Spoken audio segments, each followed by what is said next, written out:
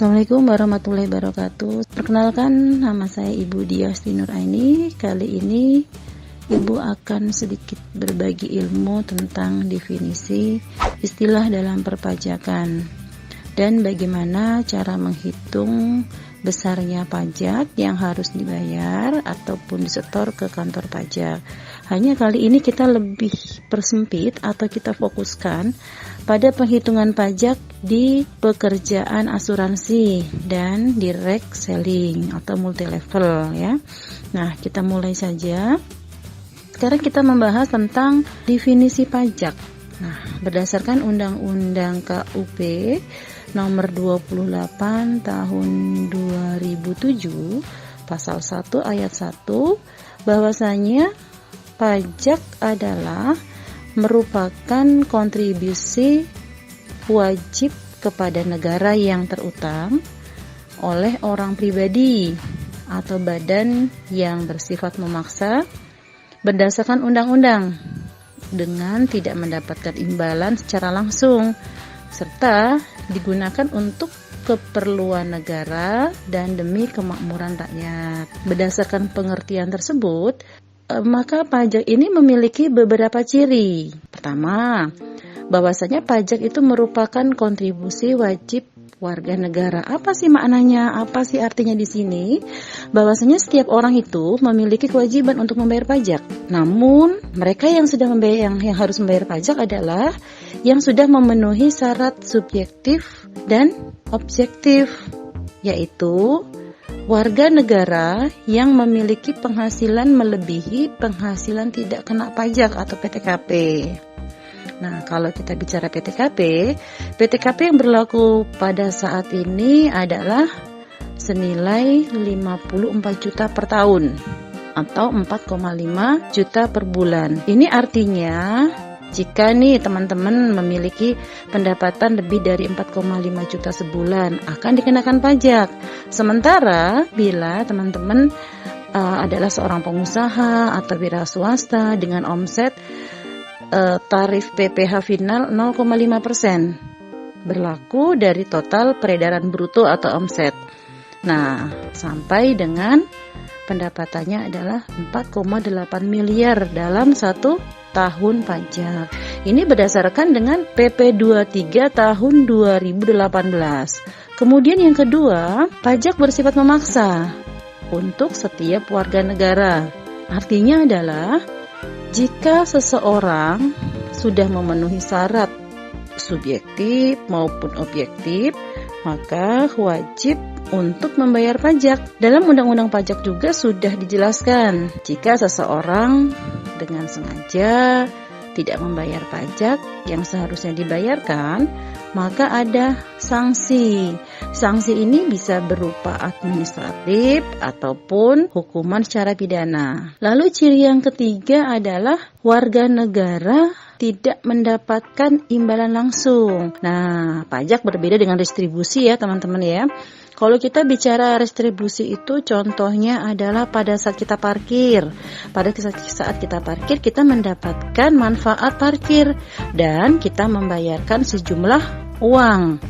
Artinya kita membayar uang karena ada manfaat yang kita dapatkan, yaitu parkir. Sementara kalau pajak tidak seperti itu. Pajak merupakan salah satu sarana untuk pemerataan pendapatan warga negara. Sehingga ketika kita membayar pajak dalam jumlah tertentu, kita tidak akan mendapatkan manfaat secara langsung yang dibayarkan pada saat itu.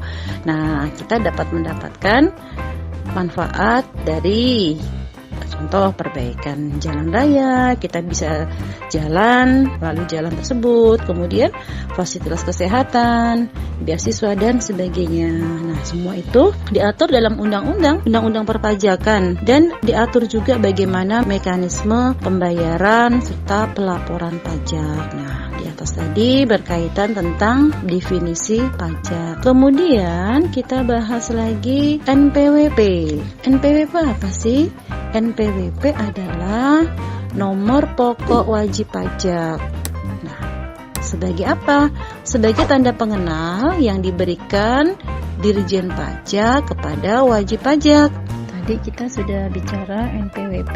NPWP itu adalah nomor pokok wajib pajak. Nah, sekarang kita bahas dulu apa sih pengertian wajib pajak. Wajib pajak adalah orang pribadi dan badan, meliputi membayar pajak, pemotong pajak, dan pemungut pajak yang mempunyai hak dan kewajiban perpajakan sesuai dengan ketentuan peraturan perundang-undangan perpajakan. Nah, seperti Undang-Undang Nomor 28 Tahun 2007 tentang KUP.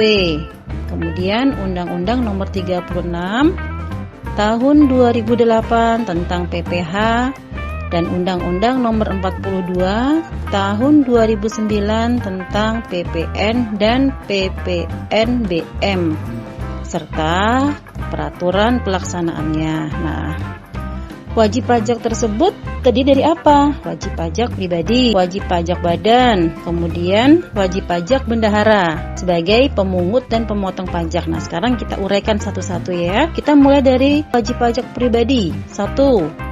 Wajib pajak orang pribadi yang mempunyai penghasilan dari usaha. Jadi, wajib pajak yang mempunyai usaha, dia dikenakan pajak. Yang kedua, wajib pajak orang pribadi yang mempunyai penghasilan dari pekerjaan bebas. Contoh, izin asuransi, direct marketing, atau multi level. Kemudian yang ketiga, wajib pajak orang pribadi yang mempunyai penghasilan dari pekerjaannya. Kemudian yang kedua, wajib pajak badan. Wajib pajak badan itu meliputi badan milik pemerintah seperti BUMN dan BUMD. Yang kedua, badan milik swasta seperti PT, CV, koperasi, lembaga, dan yayasan. Kemudian wajib pajak bendahara sebagai pemungut dan pemotong pajak. Wajib pajak bendahara ini meliputi ada 5 ya. 1. Bendahara pemerintah pusat. Kemudian bendahara pemerintah daerah. Ketiga, bendahara pemerintah desa. Keempat, Badan Layanan Umum atau yang disingkat dengan BLU, Badan Layanan Umum Daerah, atau kalau disingkat BLUD. Berdasarkan tempat pendaftarannya, wajib pajak terdiri dari 1. Wajib pajak berdomisili atau tunggal. Kedua, wajib pajak pusat. 3. Wajib pajak cabang dan wajib pajak orang pribadi tertentu. Itu adalah definisi dari wajib pajak. Nah, kemudian ada PTKP. Tadi kita singgung sedikit ya PTKP ya. PTKP itu adalah pendapatan tidak kena pajak yang gunanya atau berfungsi sebagai pengurang. Tiap orang beda-beda. Setiap orang mempunyai PTKP berbeda tergantung dari statusnya. Apakah dia status sudah menikah, kemudian sudah punya anak 1, 2, 3, dan sebagai pengurang pajak atau PTKP-nya itu maksimal anak 3. Kalau teman-teman punya anaknya 4, 5, sebagai pengurangnya 3 ya maksimalnya, dan pastinya hanya 1 istri. Kemudian PTKP ini ada beberapa tingkatan ya, tergantung dari status si wajib pajak tersebut. Contoh nih, TK, yang sering nanti kita akan menemui beberapa istilah ya. Istilahnya TK garing 0. Artinya apa? Dia tidak kawin dan tidak mempunyai tanggungan atau single dia single, tidak punya tanggungan. Berapa PTKP-nya per tahunnya? PTKP per tahunnya adalah 54 juta. 54 juta rupiah. Kemudian ada lagi nanti TK garing 1, artinya mempunyai tanggungan 1. Berapa PTKP-nya? 58 juta 500.000 rupiah.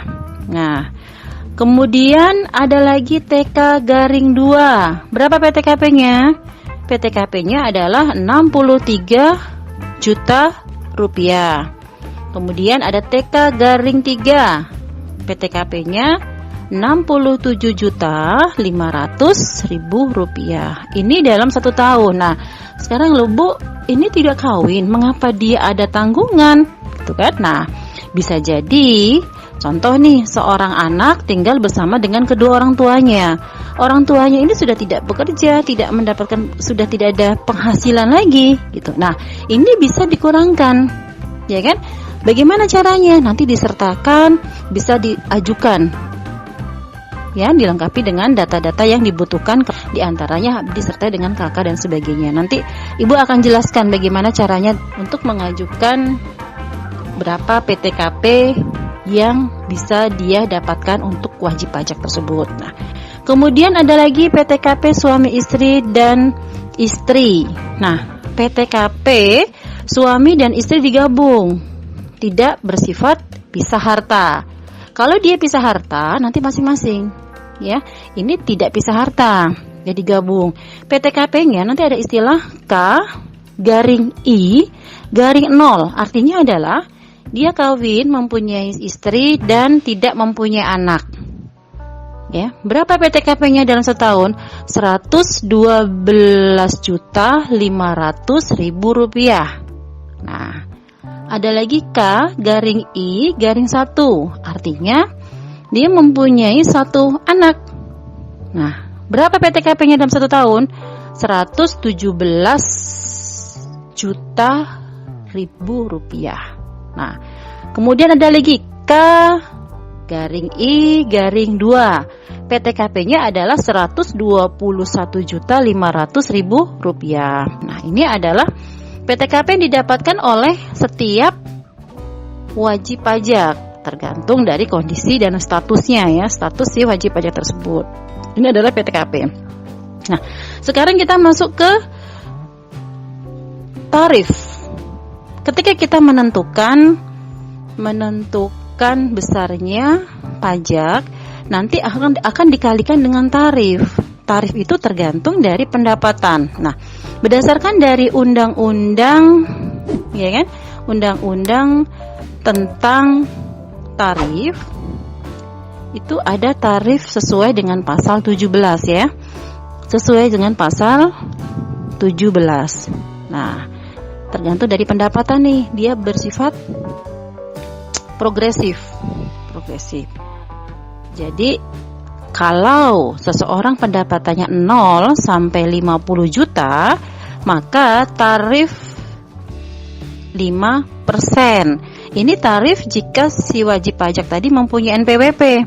Kalau dia tidak mempunyai NPWP, maka tarifnya adalah 6%.